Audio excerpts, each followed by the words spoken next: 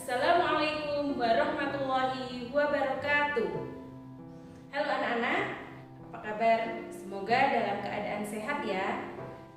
Dalam masa pandemi seperti ini, kita masih diharuskan untuk belajar dari rumah.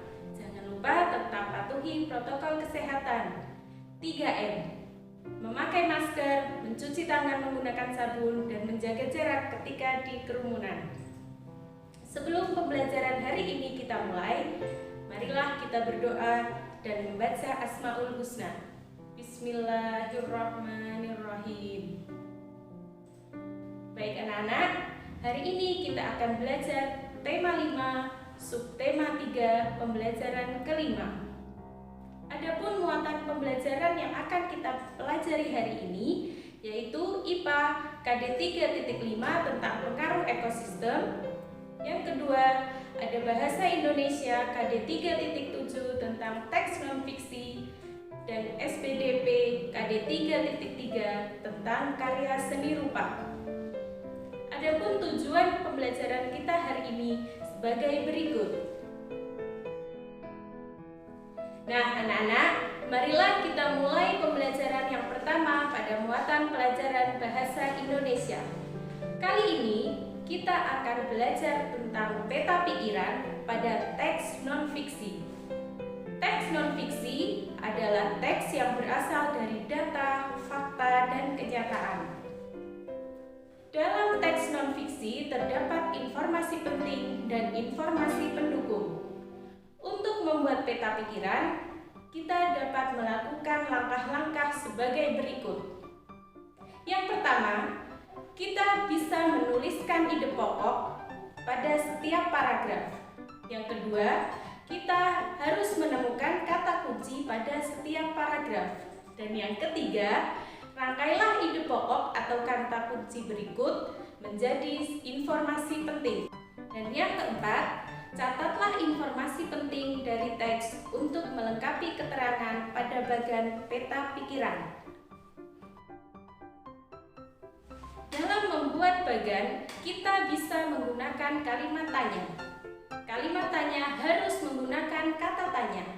Kata tanya yang bisa kita gunakan antara lain apa, siapa, mengapa, bagaimana, kapan, di mana.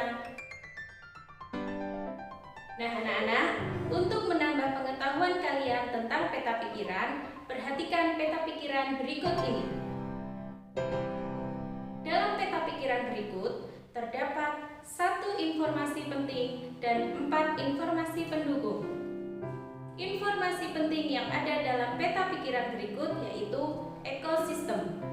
Sedangkan informasi pendukungnya yaitu komponen ekosistem, contoh ekosistem, pengertian ekosistem, dan keseimbangan ekosistem.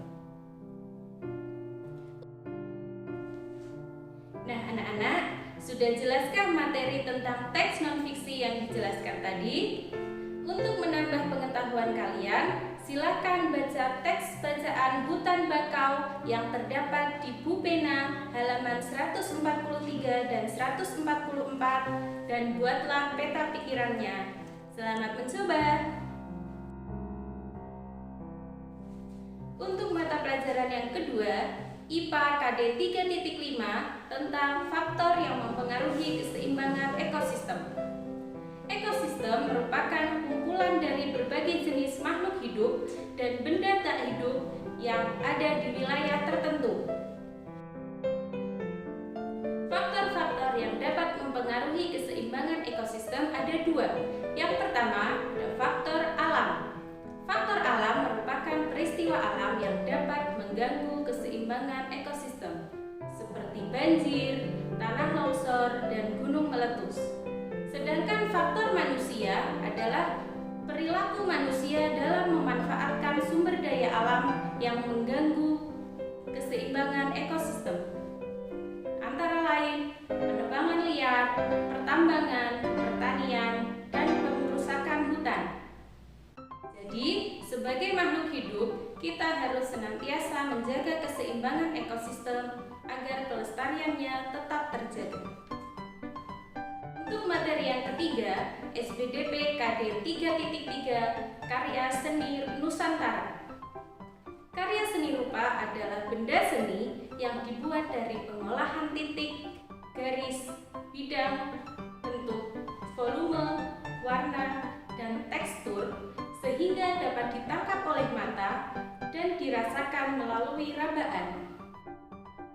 Berdasarkan fungsinya, karya seni dibedakan menjadi dua, karya seni rupa murni dan karya seni rupa terapan. Karya seni rupa murni dibuat untuk dinikmati keindahannya tanpa mempertimbangkan fungsinya. Sedangkan karya seni rupa terapan dibuat dengan memperhatikan fungsinya. Contoh karya seni rupa murni ada patung, lukisan, dan keramik. Sedangkan contoh karya seni rupa terapan ada rumah adat, senjata tradisional, dan seni kriya anyam.